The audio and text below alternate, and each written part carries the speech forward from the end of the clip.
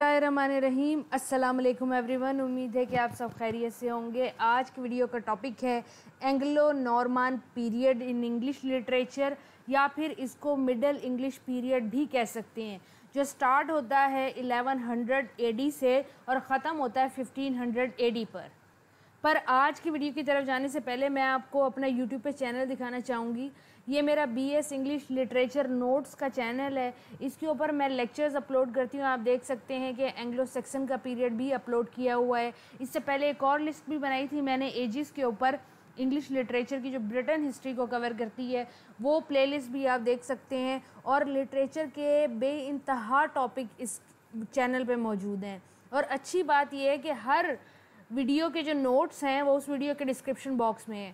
For example आपने Canterbury tell के notes चाहिए तो आप इस वीडियो को देखने के बाद इसके डिस्क्रिप्शन बॉक्स से नोट्स हासिल कर सकते हैं, जैसे कि आप ये नोट्स हासिल करेंगे। अब हम आज के टॉपिक की तरफ चलते हैं, जिसमें हम एंग्लो नॉर्मान को डिस्कस करेंगे।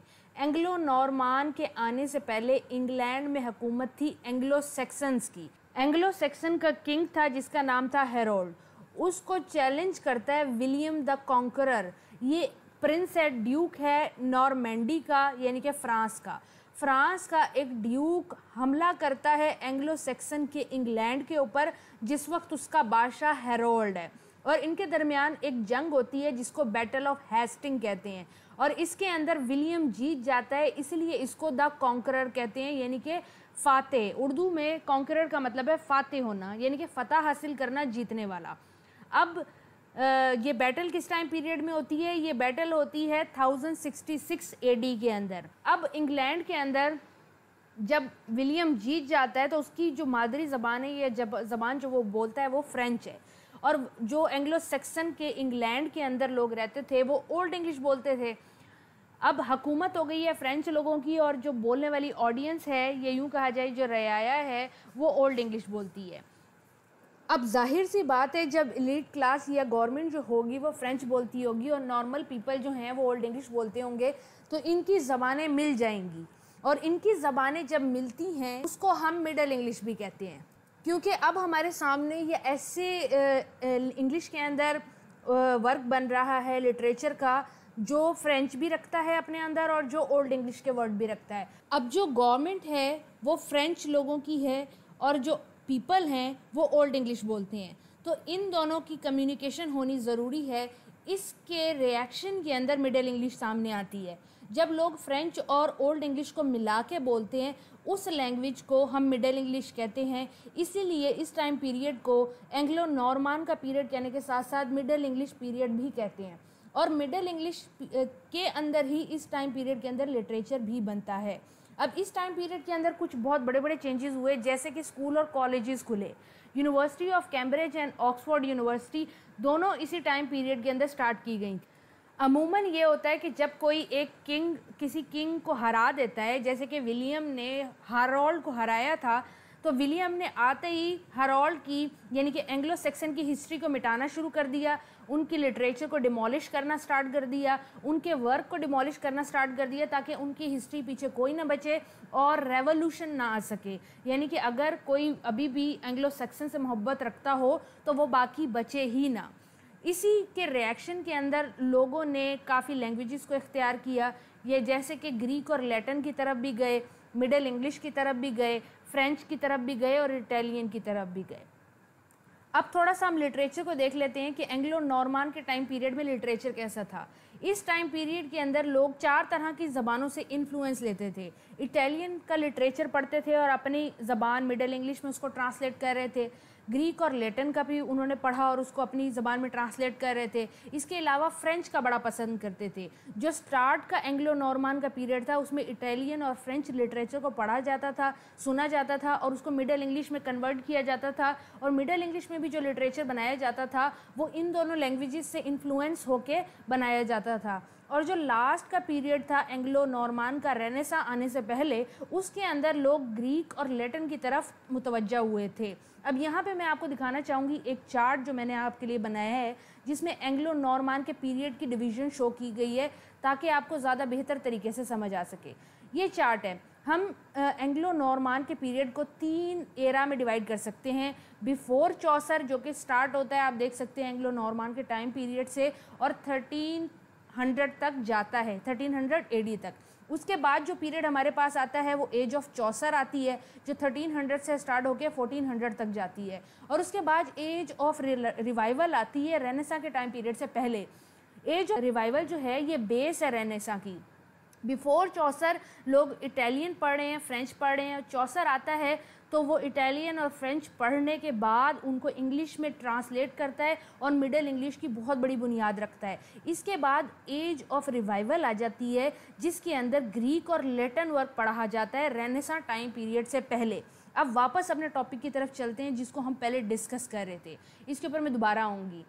इस टाइम पीरियड के अंदर कौन कौन सा टाइप ऑफ लिटरेचर प्रोड्यूस हो रहा था। पोइट्री आपको पता है कि एंग्लो सेक्सन के टाइम पीरियड से प्रोड्यूस हो रही थी, और प्रोज का स्टार्ट एंग्लो सेक्सन ने किया था। इसके बाद एंग्लो नॉर्मान के टाइम पीरियड के अंदर प्लेज लिखना स्टार्ट हो गए थे लोग, और ड्रामा लिखना स्टार्ट हो गए थे।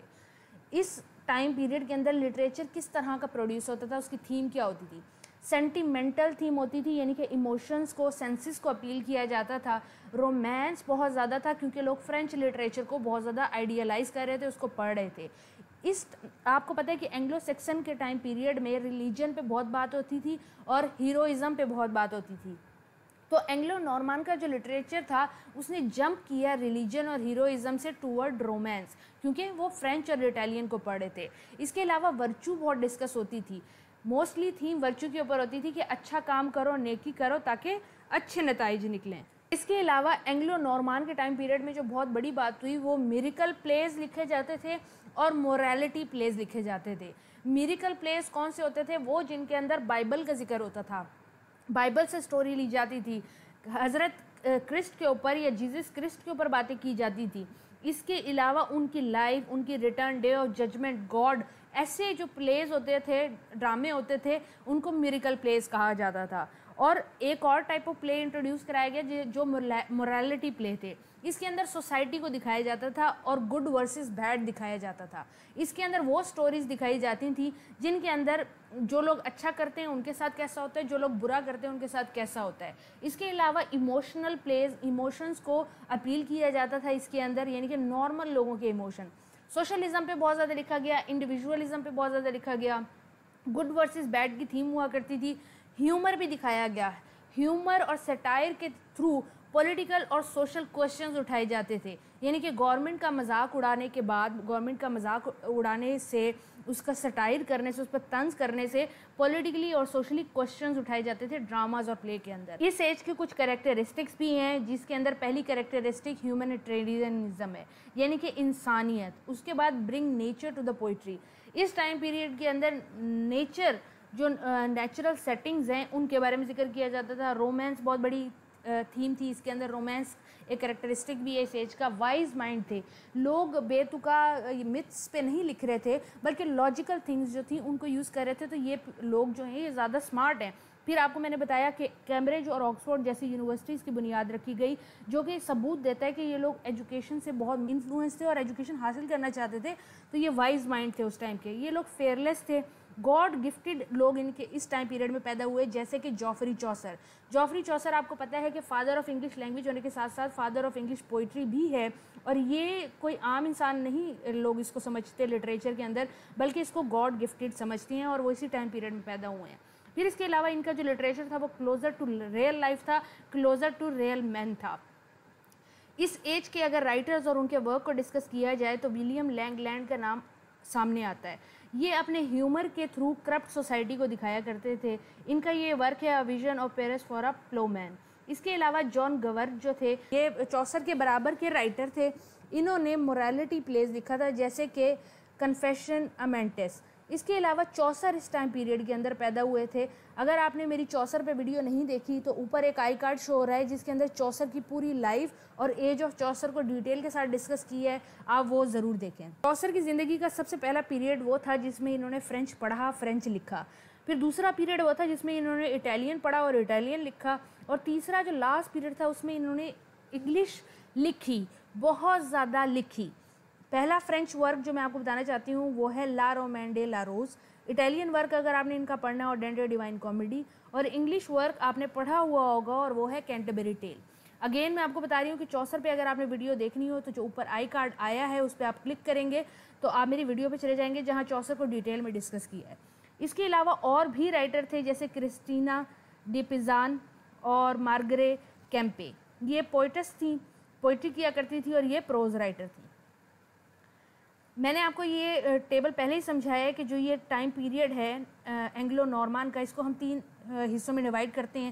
چوسر سے پہلے کا ٹائم جو میں آپ کو بتایا ہے ابھی, پھر چوسر آتے ہیں جن کے بارے میں نے آپ کو بتایا کہ آپ ویڈیو دیکھ سکتے ہیں, اور پھر آتی ہے ایج آف ریوائول جو 1400 سے 1500 تک جاتی ہے تاکہ وہ بیس بنا سکے رینیسا کی. اب اس ایج کے اندر جو ایج آف ریوائول ہے کچھ میجر کام ہوئے ہیں. ویسے تو کریکٹرسٹک ساری ہی اس ٹائم پیریڈ کی یعنی کہ اینگلو نارمان کی سیم ہے, لیکن ایج آف ریوائول میں جو امپورٹنٹ چیزیں ہوئے ہیں ان کو ڈسکس کرتے ہیں.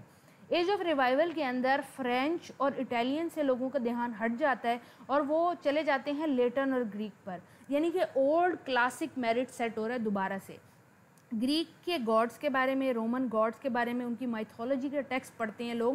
اور اس ٹائم پیریڈ کے اندر آپ دیکھ سکتے ہیں کہ اسکول اور کالجز بن رہے ہیں تو ان کے اندر یہ صرف ایجوکیشن جو ہے اب وہ چرچ تک نہیں رہی, کلرجی مین تک نہیں رہی, بلکہ عام لوگوں تک وہ پہنچنے لگ گئی ہے اور وہ اپنی پسند کا ٹیکسٹ پڑھ رہے ہیں.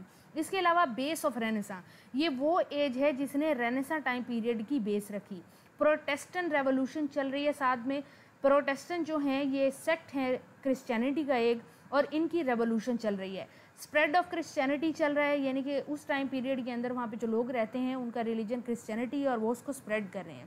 اس کے علاوہ پرنٹنگ پریس آ گیا ہے لنڈن کے اندر. یہ بہت بڑا کام تھا جس نے جو کمر کی ہڈی بنا رینیسا کے لیے, اور اس کو ولیم کینگسٹن لے کے آئے تھے. یہ امپورٹنٹ ورک تھے جو ایج آف ریوائول کے اندر ہوئے. یہ ساری جو ایجز میں نے آپ کو بتائی ہیں, before Chaucer, age of Chaucer, age of revival, یہ ساری آتی ہیں مڈل انگلش پیریڈ کے اندر جس کو ہم اینگلو نارمان کا پیریڈ کہتے ہیں. امید ہے آپ کو آج کی ویڈیو سمجھ آ گئی ہوگی. اگر آپ کو آج کی ویڈیو سمجھ آئی ہے تو اس ویڈیو کو لائک کر دیں, دوستوں کے ساتھ ضرور شیئر کریں, اور اگلی ویڈیو ہم بنائیں گے ایج آف رینیسا کے اوپر. اس ویڈیو کے نوٹس بھی جو ہیں وہ اسی ویڈیو کے ڈسکرپشن باکس میں ہیں. جب آپ اس ویڈیو کے ڈسکرپشن باکس کو کھولیں گے تو اس کے اندر نوٹس PDF کا ایک لنک دیا ہوا ہوگا. جب آپ اس پہ کلک کریں گے تو آپ میری ویب سائٹ پہ چلے جائیں گے, وہاں سے یہ PDF آپ ڈاؤن لوڈ کر سکتے ہیں. اگر ادروائز آپ ویڈیو کو پاز کر کے بھی اس کو دیکھ سکتے ہیں. اگلی ویڈیو تک کے لیے اپنا خیال رکھیں. اللہ حافظ.